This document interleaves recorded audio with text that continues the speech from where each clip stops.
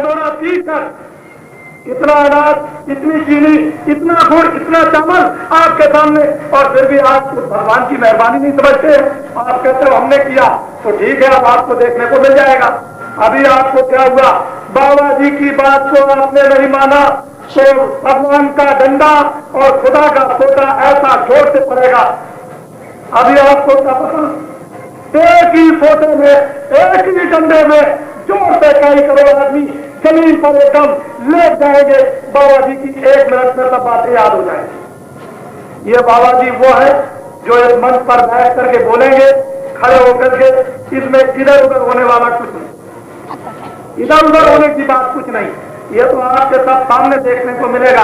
इसलिए नर नारियों, बच्चे और बच्चियों, बाबा जी की बात पर बड़ा ध्यान दो।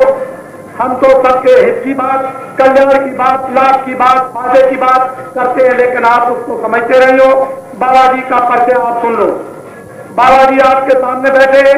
इस किराए के मकान का नाम तुलसीदास, एक छोटा सा आश्रम मथुरा में जहाँ कृष्ण भगवान का जन्म हुआ। मैं सारे हिंदुस्तान में जय गुरुदेव नाम का प्रचार करता हूँ, और जय गुरुदेव नाम किसी आदमी जानवर का नहीं, वो परमपिता परमात्मा का, ईश्वर का, भगवान का, सर्वशक्तिमान का, उस खुदा का नाम है जय गुरुदेव, किसी आदमी का नाम नहीं। मैं उसका प्रचार करता हूँ। मैं कोई नकली नहीं हूँ, मैं असली हूँ। यही जुबली पार्क आपका, जिसमें मैं अब तक में आया था, यहाँ कह करके कुछ गया था, लेकिन आप उस पर विश्वास नहीं करते थे। और जो बातें जिनको याद है नोट कर ली, वो सब कुछ उसी तरह की आपको देखने को मिली और भविष्य में भी देखने को आपको मिलेगी। तो आप लोग जो है मानवता को लाए, मानव धर्म को लाए। जब ये सब कुछ, एक बात आपको फकीरों की बता दें। एक अकबर बादशाह के जमाने में एक फकीर थे, बड़े पहुंचे हुए थे। वो भूत भविष्य वर्तमान का उनको ज्ञान था। हिंदू मुसलमान कोई भी जाए, सबसे मोहब्बत उनका प्यार था, किसी से कोई झगड़ा नहीं, सबको नेक और अच्छी शिक्षा देना। जब इधर पश्चिम में लड़ाई हुई तो मुसलमान हिंदू जब लड़ गए तो बहुत से मारे गए और बहुत से घर जला दिए। सब लोग दुखी होकर के आतंक में, डर की वजह से भाग खड़े हुए।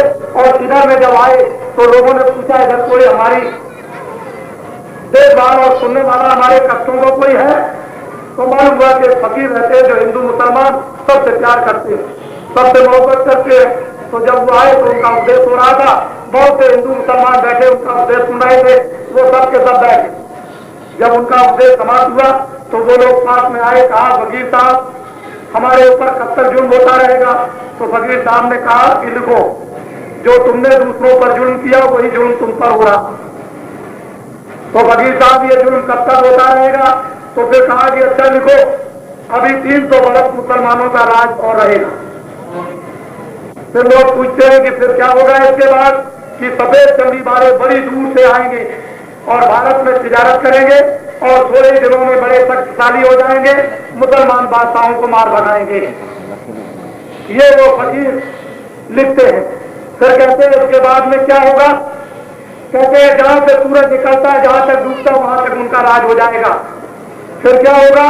100 वर्षों तक भारत में उनका राज रहेगा। फिर क्या होगा? तो लिखते हैं नीचे, एक कौमी आवाज उठेगी भारत में, उसमें से नेता और लीडर पैदा होंगे और सारी जमहूरियत यानी सारे मनुष्य, सारी रैयत, सब उनका, सारी रियायत साथ दे जाएगी नेता और लीडरों का, और सफेद चमड़ी वालों को मार भगाएंगे। और उनका नेता और लीडरों का बड़ा असर होगा। लोग उनको देवताओं की तरह से चंद दिनों तक मानेंगे, थोड़े दिनों में उनका असर खत्म हो जाएगा। उनका असर खत्म हो जाएगा तो कहते हैं कि फकीर साहब फिर क्या होगा? तो वो नीचे लिखते हैं कि इसके बाद धार्मिक लोग आते हुए दिखाई देंगे।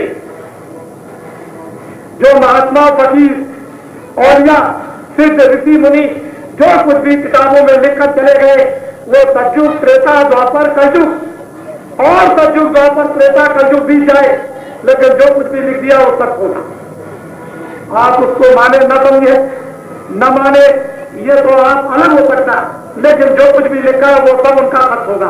वैसा ही वैसा महात्माओं ने जो लिखा है सब कुछ आपके सामने आ रहा, लेकिन आप सोचते हो ये क्या हो रहा है, ये क्या हो रहा, ये क्या हो रहा है, ये क्या हो रहा वही जो आप कर रहे हो वही हो रहा।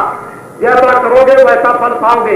इसलिए आप लोग मानवता को लाओ, मानव धर्म को ले आओ, मानव चरित्र को ले आओ, मानव प्रेम को ले आओ, मानव दया को ले आओ, मानव सेवा सत्कार को ले आओ, मनुष्य बन जाओ, हैवान और जानवर मत बनो, दूसरों पर रहम और दया करो।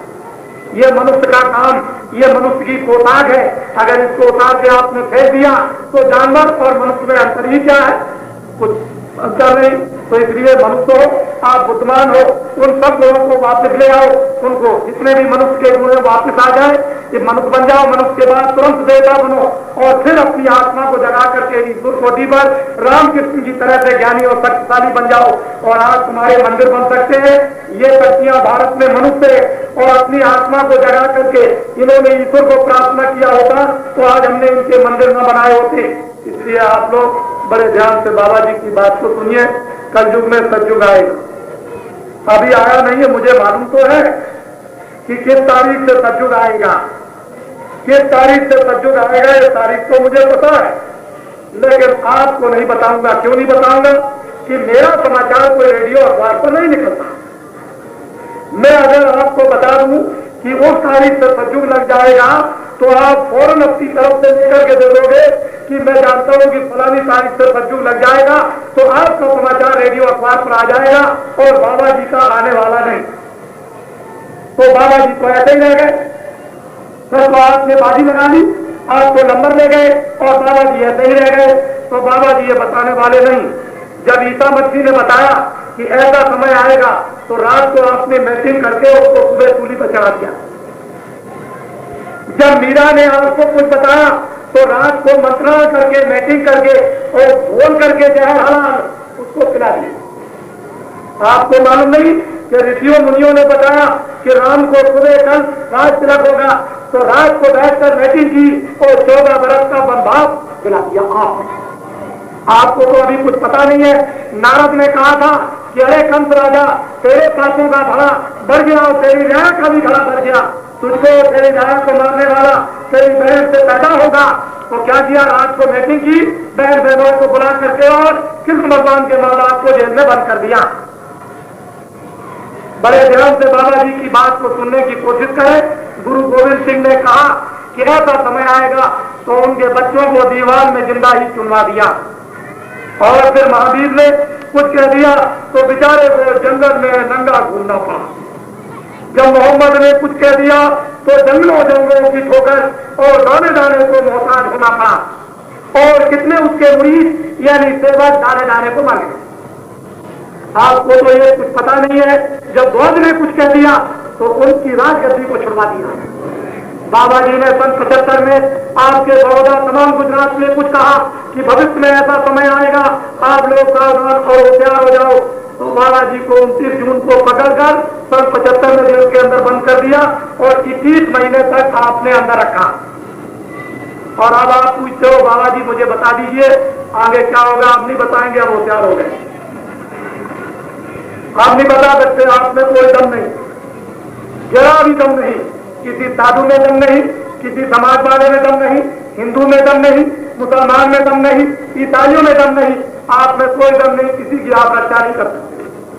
आप तो एक गाय की तरह से इस खूटे में बांधो, उसको बांधो, उससे फोन करके उसको बांध दीजिए। आप में कोई दम और शक्ति नहीं। इसलिए बाबा जी अब बताएंगे नहीं, अब तो बाबा जी आपको दिखाएंगे। इसको आपको अब देखना पड़ेगा। ये वही बाबा जी है कि जो कुछ मंच पर बैठ के बोलेंगे, ये तो कुछ इधर पर होने वाला कुछ है ही नहीं। उसको बड़े ध्यान से आप सुने। बीच में एक बात याद आ गई, क्योंकि ये खड़े हुए हैं कुछ प्रश्न लेकर। मेरी बात को आप समझ, न मुझे हिंदुओं से मतलब, न मुझे ईसाइयों से मतलब, न मुझको जो है मुसलमानों से मतलब। मुझे तो मतलब है सबको भोजन मिले, सबको कपड़ा मिले, सबको मकान मिले, मोहब्बत और प्यार से रहें, एक दूसरे के काम आए। बाबा जी की निगाहों में और बाबा जी की भावना और बाबा जी का काम तो यह है कि सब सुखी हो जाए, सब निरोगी हो जाए। लेकिन आप ये नहीं चाहते हो तो उसको भी आप सुन लीजिए बड़े ध्यान के साथ। अभी तो आपने कुछ सुना नहीं है। अगर बाबा जी ने मोहलत को न मांगा होता तो न मालूम आपका अभी तक क्या हो गया होता। आपको तो ये मालूम कुछ था नहीं। तब तो बिल्कुल गाय की तरह से इमरजेंसी में सीधे सड़क पर चले जा रहे, सीधे सड़क पर चले आ रहे। जवान भी किसी की नहीं खुलती थी, चुपचाप जंगल और पहाड़ों में घरों को छोड़ करके जंगलों में छुप गए और सालों सालों तक जंगलों से निकल करके घर में नहीं आए, वह आपने दिन अभी देखे नहीं थे, उसको आप भूल गए बड़ी जल्दी और लंबी और चौड़ी बात करने लगे। तो बाबा जी की बात को निरपक्ष है, सबके लाभ के लिए आप ये जो चकबंदी देहातों में और मेहरमंदी किसानों के खेतों को होती है, इसका खर्चा किसान ही देता। ये अभी जो एक भगवान ने आपके ऊपर में दया की और मनुष्यों को श्रेय दे दिया, ये ठीक, आप श्रेय के योग से आपको श्रेय मिल गया, लेकिन विवेकशील और विचारशील ज्ञानी आप बनो, बुद्धि को जगाओ। अभी पिछले दिनों में